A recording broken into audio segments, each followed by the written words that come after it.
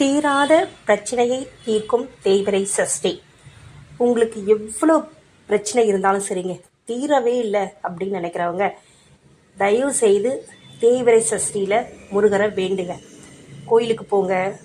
அதே மாதிரி ராகு கால யமகண்டத்தை தவிர்த்து வீட்டில் கூட நீங்கள் முருகரை கும்பிடுங்க. முருகரை கும்பிடும்போது சுத்தபத்தமாக குளிச்சுட்டு அசைவம் சாப்பிடாதீங்க. அவருடைய மந்திரம் ஓம் சரவண பவா இதை மட்டும் சொல்லிகிட்டே இருங்க. காலையில் எந்திரிச்சு குளிச்சுட்டு முருகப்பெருமானுக்கு முன்னாடி முருகப்பெருமான் படம் இருந்ததால தொடச்சி அழகாக குங்குமொட்டுலாம் வச்சுட்டு அவருக்கு ஒரு செவ்வரளி மாலை சாத்திட்டு ஒரு தட்டு எடுத்துக்கோங்க. அதில் ஒரு சின்ன அகல் இருந்தால் கூட ஓகே, இல்லை உங்ககிட்ட விளக்கு ஓம் போட்ட விளக்கு இருந்தாலும் சரி, அதில் நல்லெண்ணெய் ஊற்றி நீங்கள் என்ன பண்ணுங்கள், தீபம் போட்டுருங்க. போட்டுட்டு அவருக்கு ஏதாவது ஒரு பிரசாதம் வச்சுட்டு நீங்கள் மனதார உங்களுடைய பிரச்சனை, தீராத பிரச்சனை எதுவாக இருந்தாலும் அவர்கிட்ட சொல்லி மனதார வேண்டுதல் வைங்க. ஏன்னா தேய்பிறை சஷ்டியில் எப்படிப்பட்ட பிரச்சனையாக இருந்தாலும் தீர்த்து வைக்கக்கூடிய அற்புதமான தெய்வம் நம்மளுடைய முருகப்பெருமான்.